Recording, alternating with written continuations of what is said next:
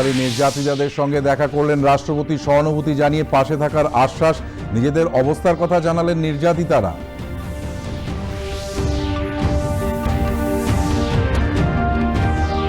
বিকশিত ভারত গড়ার লক্ষ্যে পরামর্শ চেয়ে দেশবাসীকে চিঠি প্রধানমন্ত্রী নরেন্দ্র মোদী।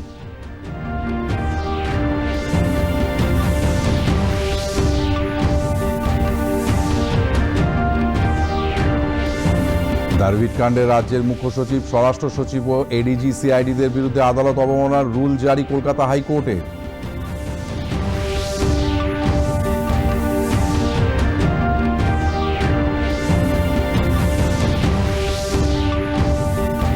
দারভিট কাণ্ডে রাজ্যের মুখ্য সচিব, স্বরাষ্ট্র সচিব ও এডিজি সিআইডিদের বিরুদ্ধে আদালত অবমাননার রুল জারি কলকাতা হাইকোর্টে।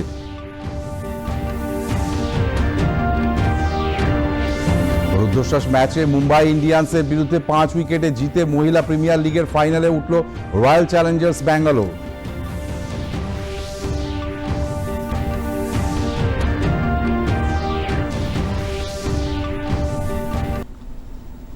আসছি বিস্তারিত খবরে। লোকসভা নির্বাচনের দিনক্ষণ ঘোষণা করা হবে আজ। নির্বাচন কমিশনের তরফে এক বিজ্ঞপ্তিতে একথা জানানো হয়। আজ দুপুর 3টের সময় দিল্লির বিজ্ঞান ভবনে সাংবাদিক সম্মেলন করে নির্বাচনের দিন ঘোষণা করা হবে। একই সঙ্গে সিকিম, অন্ধ্রপ্রদেশ, তেলেঙ্গানা ও ওড়িশা, এই 4 রাজ্যে বিধানসভা নির্বাচনের দিনক্ষণও ঘোষণা করা হতে পারে। ভোটের দিন ঘোষণার সঙ্গে সঙ্গে কার্যকর হবে নির্বাচনী আদর্শ আচরণবিধি।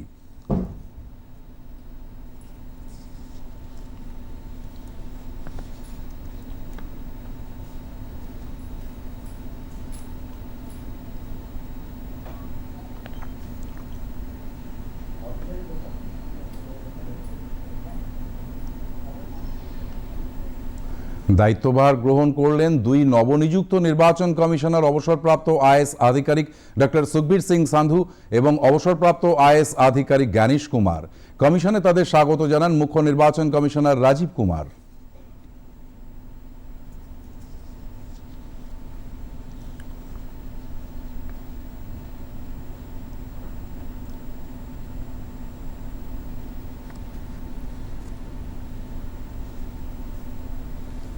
ভোটের দিন ঘোষণা সংক্রান্ত নির্বাচন কমিশনের বিজ্ঞপ্তি প্রসঙ্গে বিজেপি নেতা শাহনওয়াজ হুসেন জানিয়েছেন, নির্বাচনের জন্য তাদের দল প্রস্তুত। শুধু বিজেপি নয়, সারা দেশবাসী চায় ফের ভোটের মাধ্যমে নরেন্দ্র মোদীকে প্রধানমন্ত্রীর দায়িত্ব দিতে। কংগ্রেস নেতা সন্দীপ দীক্ষিত জানিয়েছেন, তাদের দল ভোটের জন্য প্রস্তুত। कल 3 बजे चुनाव आयोग जब लोकसभा के चुनाव और कई राज्य के चुनाव की घोषणा करेगा, उसका इंतजार तो हम लोगों को पहले से है।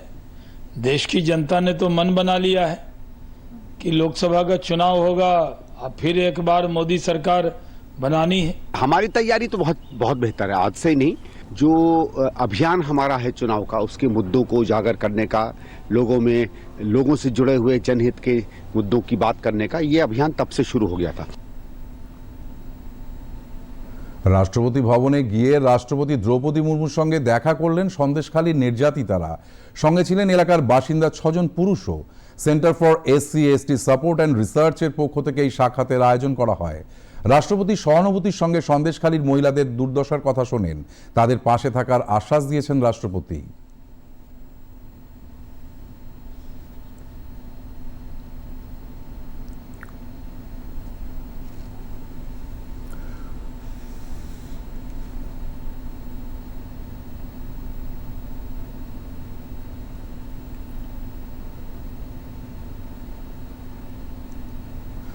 সন্দেশখালী নির্যাতিতারা দিল্লির কনস্টিটিউশন ক্লাবে সাংবাদিক সম্মেলন করে তাদের উপর নির্যাতনের কথা তুলে ধরেন।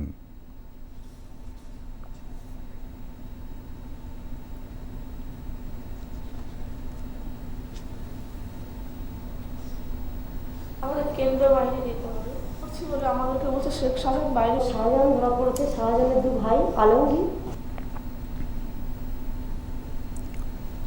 সন্দেশখালীর মানুষ কেমন প্রতিকূল পরিস্থিতিতে রয়েছেন তা রাষ্ট্রপতির কাছে তুলে ধরা হয়েছে বলেও রাজ্য বিজেপির মুখপাত্র শ্রমিক ভট্টাচার্য জানিয়েছেন।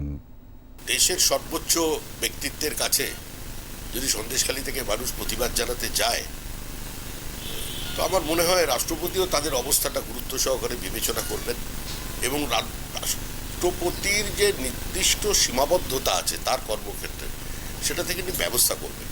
তাদের থেকে শুনে অন্তত রাষ্ট্রপতি বুঝতে পারবেন যে এখানে কি পরিস্থিতিতে ওই দ্বীপের মানুষগুলো ওই ডিফিকাল্ট টেরেনে তারা কিভাবে বসবাস করছে। দাড়িভিট কাণ্ডে রাজ্যের মুখ্য সচিব, স্বরাষ্ট্র সচিব এবং এডিজি সিআইডির বিরুদ্ধে আদালত অবমাননার রুল জারি করলেন কলকাতা হাইকোর্টের বিচারপতি রাজশেখর মান্থা। 6 বছর আগে 2018 সালের সেপ্টেম্বর মাসে বাংলা ভাষার শিক্ষক নিয়োগের দাবিতে উত্তর দিনাজপুরের দাড়িভিট উচ্চ বিদ্যালয়ে তুমুল ছাত্র বিক্ষোভের সময় পুলিশের গুলিতে 2 প্রাক্তন ছাত্রের মৃত্যু হয়েছিল। সেখানে বিস্ফোরণের অভিযোগ ওঠায় কলকাতা হাইকোর্ট পুরো ঘটনার এনআইএ তদন্তের নির্দেশ দিয়েছিল। কিন্তু দাড়িভিট কাণ্ডে তদন্তকারী সংস্থা সিআইডি এতদিনেও এনআইএকে প্রয়োজনীয় কাগজপত্র হস্তান্তর না করায় আদালত অবমাননার মামলা দায়ের করা হয়। আগামী 5ই এপ্রিল রাজ্য প্রশাসনের 3 কর্তাকে আদালতে হাজির হওয়ার নির্দেশ দেওয়া হয়েছে বলে জানিয়েছেন মামলাকারীর আইনজীবী পার্থ ঘোষ। যে এনআইএ নাকি সিআইডিকে চিঠি দিয়েছিল যে যা কাগজপত্র যা আছে কোর্টের অর্ডার অনুযায়ী সেটা তারা কমপ্লাই করবে এবং সেই কাগজপত্র যাতে হ্যান্ড ওভার করা হয় এনআইএকে। কিন্তু এইটা না এনআইএকে ওরা কোনো হ্যান্ড ওভার করেছে, না সিআইডি কোনো স্টেপ নিয়েছে এই ব্যাপারটাতে পরবর্তীকালে এটা কীভাবে কি তদন্তটার অগ্রগতি করা যায় কলকাতা হাইকোর্টের অর্ডার অনুযায়ী। আজকে আমি কন্টেম্প পিটিশন ফাইল করেছিলাম, কিন্তু ওনারা কিছু দেয়নি বলে আজকে জাস্টিস রাজশেখর মান্থা, আমাদের হোম সেক্রেটারি, চিফ সেক্রেটারি এবং আজকে যিনি আমাদের সিআইডির প্রধান আছেন তাকে তাদের এগেনস্টে 3 জনের এগেনস্টে রুল ইস্যু করেছে। হোম সেক্রেটারি আছেন, চিফ সেক্রেটারি, হোম সেক্রেটারি এবং আমাদের এডিজি সিআইডি সবাইকে অ্যাপিয়ার হয়ে তার রুলের অ্যান্সার দিতে হবে। রাজনৈতিক স্বার্থে রাজ্য সরকার দাড়িভিট কাণ্ডে তদন্তভার এনআইএ এর হাতে তুলে দেয়নি বলে অভিযোগ করেছেন রাজ্য বিজেপির মুখপাত্র শ্রমিক ভট্টাচার্য। দেখুন, এর জন্যই তো বলছি এই সরকারটা থাকলে কোনো কিছুই করা সম্ভব নয়। ভোট পরবর্তী হিংসায় আদালতের নির্দেশে সিবিআই যে তদন্ত করছে সেখানে রাজ্য পুলিশের তো সহযোগিতা অনেক দূরের কথা, তারা সাক্ষীদের হস্টাইল করেছে, ভীত সন্ত্রস্ত করেছে, প্রমাণ লোপের ব্যবস্থা করেছে। তো এক্ষেত্রে তারা দাড়িভিটের ক্ষেত্রেও সেটা হবে, এটাই তো স্বাভাবিক। যদি সহযোগিতা করতো সেটাই অস্বাভাবিক হতো। এখন একটু বিরতি, পরে রয়েছে আরো খবর। ডেজার্ট এসে গেল কিন্তু আমাদের চ্যাম্পিয়ন এখনো এলো না। বিল পে করার আগে আসবে তো? সো গার্লস, কি চলছে? বিলিং চলছে। চল তোর কার্ডটা দে। পিনটা দে। আরবিআই বলে যে নিজের পিন, ওটিপি, সিভিভি অথবা ইন্টারনেট ব্যাংকিং পাসওয়ার্ড কাউকে যেন না দেয়। অনলাইন ব্যাংকিং শুধু নিজের কম্পিউটার, মোবাইল অথবা সিকিউর নেটওয়ার্ক থেকেই যেন করেন। এটা খাওয়ার চ্যাম্পিয়নশিপ ছিল নাকি? আরবিআই বলে জেনে রাখুন, সতর্ক থাকুন। ভোটের দিন ঘোষণা না হলেও নির্বাচনী প্রচার শুরু করে দিয়েছেন বিজেপি। প্রধানমন্ত্রী নরেন্দ্র মোদী আজ তেলেঙ্গানার নগর কুর্নুলে একটি জনসভা করবেন।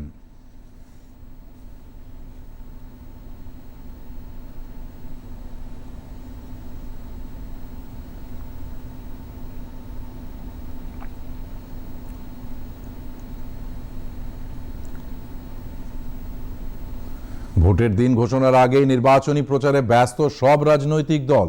বিজেপি আগে থেকেই নেমেছে ভোটের প্রচারে। আজ প্রধানমন্ত্রী নরেন্দ্র মোদী কর্ণাটকের কলবুর্গিতে একটি জনসভা করবেন। দাক্ষিণাত্যে নির্বাচনী প্রচারে প্রধানমন্ত্রী নরেন্দ্র মোদী কেরলে এক জনসভায় কংগ্রেস ও বামেদের বিরুদ্ধে সুবিধাবাদী রাজনীতির অভিযোগ তুলে তিনি বলেন, এরা রাজ্যে একে অপরের বিরুদ্ধে লড়েন অথচ দিল্লিতে হাতে হাত মেলান।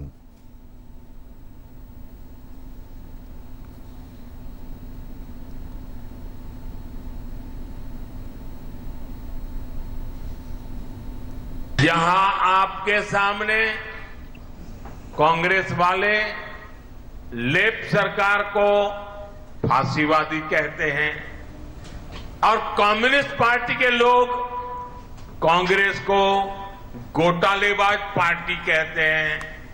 और फिर दिल्ली में ये लोग आपस में मिलकर गठबंधन कर लेते हैं। कांग्रेस और लेफ्ट इन दोनों ने ही केरला को खूब ठगा है। इस खेल को केरला के लोग अब समझ गए हैं।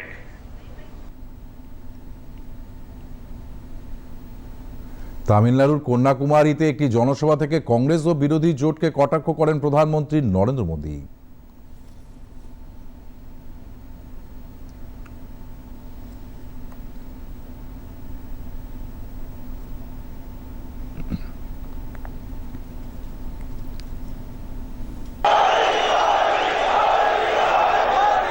साथियों, ये दिल्ली में बैठे हुए लोगों की नींद खराब हो रही है कि कन्याकुमारी से आवाज उठ रही है के और कांग्रेस का इंडी अलायंस कभी भी तमिलनाडु को विकसित नहीं बना सकता। इन लोगों की हिस्ट्री घोटालों की है। इन लोगों की राजनीति का आधार लोगों को लूटने के लिए सत्ता में आना है। एक तरफ बीजेपी की कल्याणकारी स्कीम होती है, दूसरी तरफ इनके करोड़ों के स्कैम होते हैं। প্রধানমন্ত্রী নরেন্দ্র মোদী দেশের সর্বস্তরের মানুষের উন্নয়নকে অগ্রাধিকার দিয়ে এসেছেন। এবারও ভোটের আগে জনগণের দরবারে গেলেন প্রধানমন্ত্রী নরেন্দ্র মোদী। বিকশিত ভারত গড়ার লক্ষ্যে পরামর্শ চেয়ে দেশবাসীকে চিঠি দিয়েছেন প্রধানমন্ত্রী নরেন্দ্র মোদী। তাই চিঠিতে বলেছেন, গত 10 বছরে দেশবাসীর জীবনে পরিবর্তন এসেছে। 140 কোটি ভারতীয়ের বিশ্বাস ও সহযোগিতা তাকে উদ্বুদ্ধ করেছে বলেও এই চিঠিতে উল্লেখ করেছেন প্রধানমন্ত্রী। তিনি আরও বলেছেন, গত 10 বছরে কেন্দ্রীয় বিভিন্ন প্রকল্পের সুফল সরাসরি সাধারণ মানুষের কাছে পৌঁছেছে। বর্তমানে দেশবাসী গর্বিত যে ভারত সারা বিশ্বে এক নতুন দিশা দেখিয়েছে। কেন্দ্রের বিভিন্ন গুরুত্বপূর্ণ সিদ্ধান্ত, যেমন নারী শক্তি বন্ধন আইন, 3 তালাক রদ, জম্মু কাশ্মীরে 370 ধারা প্রত্যাহারের মতো ঐতিহাসিক সিদ্ধান্ত গ্রহণ সম্ভব হয়েছে 140 কোটি ভারতীয়ের সহযোগিতায়। বিকশিত ভারতকে এগিয়ে নিয়ে যাওয়ার পথে পরামর্শ চেয়েছেন প্রধানমন্ত্রী। গত মঙ্গলবার সংশোধিত নাগরিকত্ব আইন কার্যকর করার বিজ্ঞপ্তি জারি করেছে কেন্দ্রীয় স্বরাষ্ট্র মন্ত্রক। দেশ জুড়ে নতুন করে শুরু হয়েছে বিতর্ক। বিভিন্ন মহলের সংশয় ও উদ্বেগের প্রেক্ষিতে কেন্দ্রীয় স্বরাষ্ট্রমন্ত্রী অমিত শাহ বলেছেন, নাগরিকত্ব সংশোধনী আইন সিএএ নিয়ে কারোর ভয় পাওয়ার প্রয়োজন নেই। এই আইন কারোর নাগরিকত্ব কেড়ে নেবে না। या तो किसी और व्यक्ति को डरने की जरूरत नहीं है, क्योंकि सीएए में किसी की नागरिकता लेने का प्रावधान ही नहीं है। सीएए सिर्फ और सिर्फ 3 देश अफगानिस्तान, पाकिस्तान और बांग्लादेश से हिंदू, सिख, बौद्ध, क्रिश्चियन और पारसी जो जैन और पारसी शरणार्थी आए हैं, इनको उनका अधिकार देने का कानून है। সিএএ কখনোই প্রত্যাহার করে নেওয়া হবে না বলে জানিয়েছেন কেন্দ্রীয় স্বরাষ্ট্রমন্ত্রী অমিত শাহ। सीए का कानून कभी वापस नहीं जाएगा और भारत की नागरिकता सुनिश्चित करना ये भारत का विषय है, भारत की संप्रभुता का निर्णय है। इसके साथ हम कोई कॉम्प्रोमाइज नहीं कर सकते। সিএএ নিয়ে সব বিরোধী দল মানুষকে ভুল বুঝিয়ে মিথ্যা রাজনীতি করছে বলে কেন্দ্রীয় স্বরাষ্ট্রমন্ত্রী অভিযোগ করেছেন। सारे विपक्षी दल, ओवैसी हो, राहुल गांधी जी हो, या अरविंद केजरीवाल हो, या ममता जी हो, ये झूठ की राजनीति कर रहे हैं। इसलिए टाइमिंग का महत्व नहीं है। भारतीय जनता पार्टी ने 2019 में अपने घोषणा पत्र में कहा है कि हम सीएए लेकर आएंगे और पाकिस्तान, अफगानिस्तान और बांग्लादेश के जो शरणार्थी है उनको नागरिकता देंगे। भारतीय जनता पार्टी का एजेंडा बहुत स्पष्ट है और वो एजेंडे के आधार पर हमें बहुमत मिला है। 2019 में ही ये बिल संसद के दोनों सदनों ने पार कर दिया। उसके बाद कोविड के कारण थोड़ा लेट हुआ। अब टाइमिंग का क्या महत्व है? মমতা বন্দ্যোপাধ্যায়কে সিএএ নিয়ে অযথা রাজনীতি না করার আবেদন জানিয়েছেন কেন্দ্রীয় স্বরাষ্ট্রমন্ত্রী। ममता जी को करबद्ध निवेदन आपके इस कार्यक्रम के माध्यम से करना चाहता हूं। पॉलिटिक्स करने के हजारों मंच है, प्लीज बांग्लादेश से आए हुए बंगाली हिंदुओं का हित मत करिए। आप खुद बंगाली हैं, बांग्लादेश से जो बंगाली हिंदू आए हैं, इनको नागरिकता देने के लिए एक कानून है। ममता जी को मैं खुली चुनौती देता हूं, इस कानून की धारा में से किसी की नागरिकता छीनने की एक धारा वो बता दे सार्वजनिक रूप से। वो खौफ पैदा कर रही है, हिंदू और मुसलमानों के बीच में विखवाद कराना चाहती है, अपनी वोट बैंक का कंसोलिडेशन करना चाहती है। ममता जी, इसको मत रोकिए, करने जैसा काम है घुसपैठ रोकिए। কেন্দ্রীয় স্বরাষ্ট্রমন্ত্রী বলেছেন নাগরিকত্ব দেওয়ার অধিকার একমাত্র সংসদের রয়েছে। हमारे संविधान के अनुच्छेद 11 में संसद ने नागरिकता के बारे में कानून बनाने का अधिकार केवल और केवल भारत की संसद को दिया गया है। एक केंद्र का विषय है, केंद्र और राज्यों का साझा विषय नहीं है। तो नागरिकता के बारे में कानून और कानून का इम्प्लीमेंटेशन, वो दोनों हमारे संविधान की 246/1 अनुच्छेद के माध्यम से इसको शेड्यूल 7 में डाला गया है, जो केंद्र की इसकी तमाम शक्तियां केंद्र को दी गई है। সিএ আইন বিজেপি নিয়ে এসেছে বলে জানিয়েছেন কেন্দ্রীয় স্বরাষ্ট্রমন্ত্রী অমিত শাহ। এই আইন প্রত্যাহার করা অসম্ভব বলে স্পষ্ট জানিয়েছেন তিনি। इंडिया अलायंस सत्ता में नहीं आना है। मैं आज आपके चैनल पर कहना चाहता हूं, सीए के कानून को भारतीय जनता पार्टी की सरकार लाई है, नरेंद्र मोदी सरकार लाई है। इसको रिपील करना असंभव है। हम पूरे देश को जागरूक करेंगे और रिपील करने वालों को कहीं पर स्थान ही न मिले, इस स्थिति होगी। और जहां तक असंवैधानिक होने का सवाल है, वो आर्टिकल अनुच्छेद 14 का हवाला देते हैं।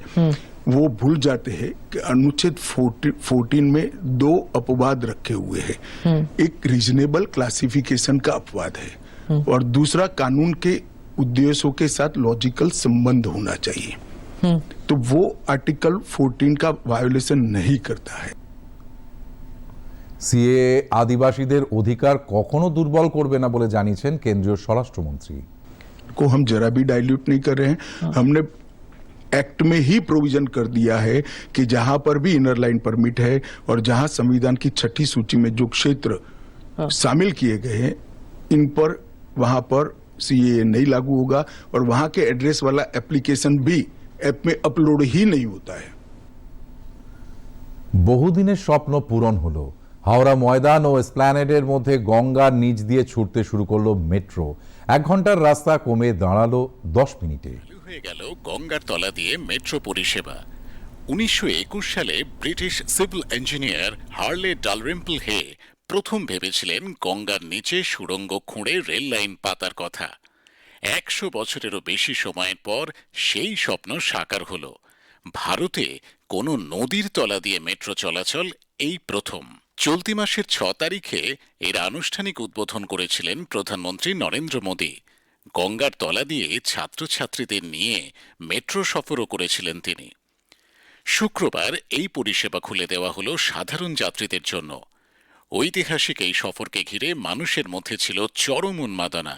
কাজে বেরোনো মানুষজন তো বটেই, অনেকে আবার কেবল এই অভিজ্ঞতার সাক্ষী হতে 7 সকালে ভিড় জমিয়েছিলেন মেট্রো স্টেশনে। মেট্রো তরফে জানানো হয়েছে, গঙ্গার নিচে 520 মিটার সুড়ঙ্গ পেরোতে সময় লাগছে 45 সেকেন্ড। সেই সময় সুড়ঙ্গে জ্বলছে নীল আলো। গঙ্গা পেরোনোর সময় যাত্রীদের মধ্যে উচ্ছ্বাস ছিল চোখে পড়ার মতো।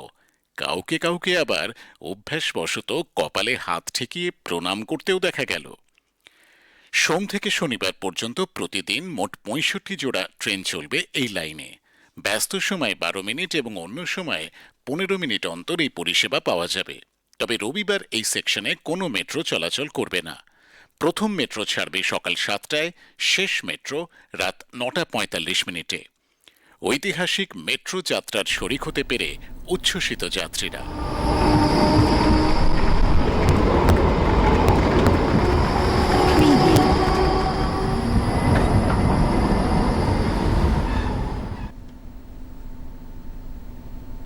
এসপ্ল্যানেড হাওড়া ময়দানের পাশাপাশি কবি সুভাষ থেকে হেমন্ত মুখোপাধ্যায় পর্যন্ত মেট্রো পরিষেবাও গতকাল যাত্রী সাধারণের জন্য খুলে দেওয়া হয়েছে।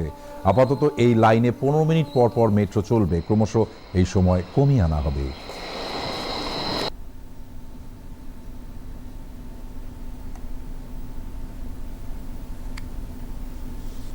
এই মেট্রোতে চড়ে সব জায়গায় যাতায়াত করতে পারবো, করতে পারবো, সেই জন্য খুব ভালো লাগলো।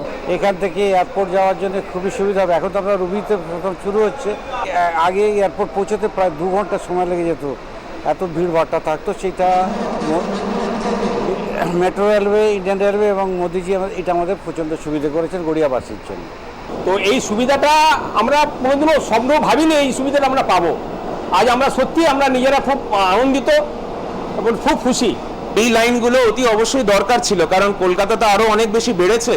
এখন এই সময় বাইপাসের উপর থেকে একদম সোজা এয়ারপোর্ট পর্যন্ত যে কানেক্টিভিটির যে প্ল্যানটা, এটা যদি শেষ পর্যন্ত করা যায় তাতে খুবই ভালো হয়। ডিজিটাল প্রযুক্তির যুগে গুরুত্ব ক্রমশ কমতে থাকলেও এখনও বহুমুখী পরিষেবার জন্য পোস্ট অফিসের দিকেই চেয়ে থাকেন বহু মানুষ। দেখতে দেখতে 250 বছর পেরিয়ে এলো কলকাতার ডাকঘর। ঐতিহাসিক এই মুহূর্তকে স্মরণীয় করে রাখতে আয়োজন করা হয়েছে বর্ণাঢ্য উদযাপনে। গতকাল জিপিওর নানা তথ্য নিয়ে সুসজ্জিত ট্রাম বেরোলো কলকাতার পথ পরিক্রমায়।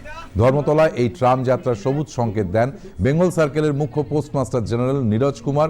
উপস্থিত ছিলেন পদ্মশ্রী বোম্বাইলা দেবী লাইস্ট্রম। নীরজ কুমার বলেন, রানার ডাক খড়কড়া থেকে এই 250 বছরের পথ চলায় মিশে রয়েছে নানা বর্ণোজ্জ্বল ইতিহাস।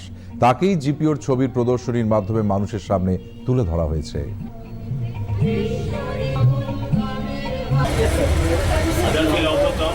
ডাক সেবা চলন্ত সেবা। ডাক রানার হরকারা ঘরে ঘরে বনে বনে সব জায়গা গিয়ে ডাক নিয়ে যেতেন। তারপর অনেক মিনস অফ ট্রান্সপোর্ট ইন্ট্রোডিউস হওয়ার পরেও আমাদের কাজ basically outdoor, and so this time we are out to experience the outdoors. On this tram there will be an exhibition, and from Esplanade to Godia on this route the tram is going, and whole day school children and people ওরা সব এই ট্রামেতে উঠে exhibition দেখতে পারবেন। Postage stamp and many interesting gift item based on the postage stamp, they are all available. জলপাইগুড়িতে এবার পাইপলাইনের মাধ্যমে ঘরে ঘরে পৌঁছে যাচ্ছে রান্নার গ্যাস। রাষ্ট্রায়ত্ত সংস্থা হিন্দুস্তান পেট্রোলিয়ামের কর্তা KM ডুভুড়ু জানিয়েছেন, পাহাড়পুর গ্রাম পঞ্চায়েত এলাকায় তারা প্রথম এই উদ্যোগ শুরু করেছেন। সেখানকার ঘরে ঘরে মিটার বসানো হয়েছে। আগামী দিনে জলপাইগুড়ি শহর এবং দার্জিলিং ও উত্তর দিনাজপুর জেলাতেও এই পরিষেবা চালু করার পরিকল্পনা রয়েছে। पाइप के थ्रू जो है आपके किचन तक गैस जाएगा, ठीक है, और आप हर घर में जाएगा। 24 आवर গ্যাস आपके पास रहेगा, जितना आप यूज कीजिएगा मीटर। গ্যাসের লাইন নিয়েছি, আমাদের গ্যাসের লাইন মোটামুটি চলে গেছে, খালি মিটারটা বসানো, পাইপ ট্যাপ সব বসানো হয়ে গেছে। তা আমরা সবাই পাতকালাগুলো লোক খুশি যে আমাদের এখানে গ্যাসটা বাড়ি বাড়ি হচ্ছে, আর তাতে আমাদের সুবিধাও আছে, আমাদের যাইতে হবে না, অনেক সুবিধা। তবে আমাদের দামও কম পড়ছে। সব সময় জন্য গ্যাস থাকবে, হঠাৎ করে শেষ হয়ে যাবে না, আবার আনার জন্য দৌড়াতে হবে না। আপনারা খুশি? এটা আমরা খুশি, অনেক কম খরচেও পাবো, ঠিক আছে, কম খরচেও পাবো, এটা হচ্ছে মেন ব্যাপার। আজ জাতীয় টিকাকরণ দিবস। এবারের মূল ভাবনা ভ্যাকসিন ওয়ার্কস ফর অল। 1995 সালে আজকের দিনে পোলিও টিকাকরণের প্রথম ডোজ খাওয়ানো শুরু হয়। তারপর থেকেই আজকের দিনটিকে জাতীয় টিকাকরণ দিবস হিসেবে পালন হয়ে আসছে। এর মূল লক্ষ্য বিভিন্ন রোগের বিরুদ্ধে টিকাকরণ কর্মসূচির বিষয়ে জনসচেতনতা গড়ে তোলা। মহিলা প্রিমিয়ার লিগের রুদ্ধশ্বাস ম্যাচে মুম্বাই ইন্ডিয়ান্সের বিরুদ্ধে 5 উইকেটে জিতে ফাইনালে উঠল রয়্যাল চ্যালেঞ্জার্স ব্যাঙ্গালোর। দ্বিতীয় প্লে অফ ম্যাচে গতকাল শুরুতেই কিছুটা ব্যাকফুটে ছিল আরসিবি। 6 উইকেটে 135 রান সংগ্রহ করে আরসিবি। জবাবে খেলতে নেমে মুম্বাই ইন্ডিয়ান্স নির্ধারিত ওভারে 6 উইকেট হারিয়ে 130 রান তোলে।